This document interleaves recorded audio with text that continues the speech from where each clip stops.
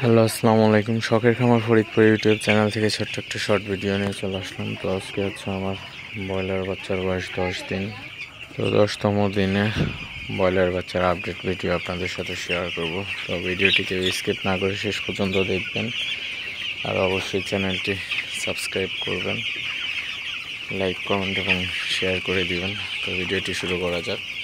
তো আজকে হচ্ছে আমার ব্রয়লার বাচ্চার বয়স 10 দিন। তো সকালবেলায় হচ্ছে বাচ্চাকে পানি দিয়ে দিলাম জিঙ্কের।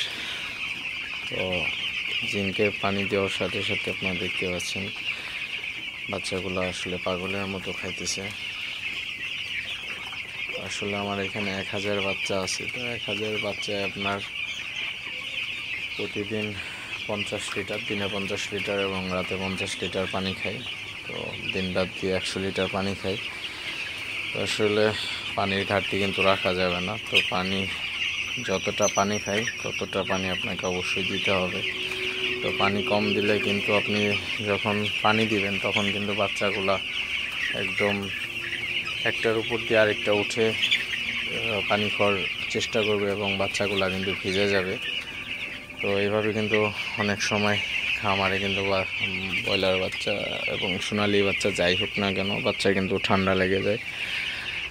তো তারপরে কিন্তু অনেক সমস্যা হয়ে যায়। তো আপনারা অবশ্যই এই জিনিসগুলো একটু খেয়াল রাখবেন যে পানি শেষ হওয়ার সাথে সাথে আপনারা পানি দেওয়ার ট্রাই করবেন, অন্যথায় কিন্তু বাচ্চার সমস্যা হয়ে যাবে। যখনই আপনার পানি দিবেন তখনই কিন্তু বাচ্চা ভিজে বড় ধরনের ক্ষতির সম্মুখীন হতে পারেন। তো অবশ্যই আপনারা সবসময় চেষ্টা করবেন পানির কন্টেনারগুলো পরিষ্কার করে বিশুদ্ধ পানি দেওয়ার, এবং অবশ্যই পানি শেষ হওয়ার আগে পানি দিতে হবে।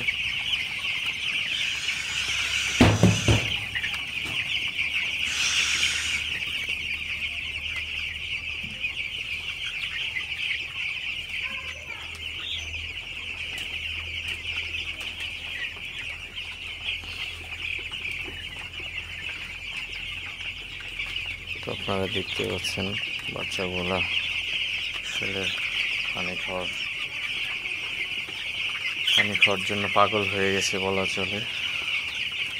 তো আসলে সকালে পানি দিলে বাচ্চাগুলো আসলে প্রচুর পরিমাণে পানি খায়। তো এখন আরও প্রচুর গরম পড়তেছে। তো গরমের মধ্যে কিন্তু এমনিতেই পানি একটু বেশি খায়। তো তারপরেও আপনারা যতটা পানি খায় বাচ্চা ততটা পানি দেওয়ার ট্রাই করবেন, তাহলে কিন্তু বাচ্চাগুলো সুস্থ থাকবে, গরমে বাচ্চার সমস্যা হবে না।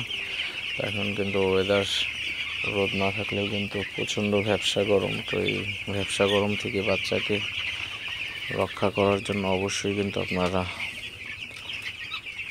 বিশুদ্ধ পানি দিবেন। তো পরিষ্কার কন্টেনারে পরিষ্কার পানি দিবেন। আর অবশ্যই হচ্ছে আপনার মুরগির ঘরে যেন পর্যাপ্ত পরিমাণে আলো বাতাস ঢুকে, তো সে ব্যবস্থা অবশ্যই করতে হবে। তো আমার এখানে নিচের সাইড খোলা আছে এবং এই পাশ দিয়েও খোলা আছে, পর্যাপ্ত পরিমাণে আলো বাতাস ঢুকে।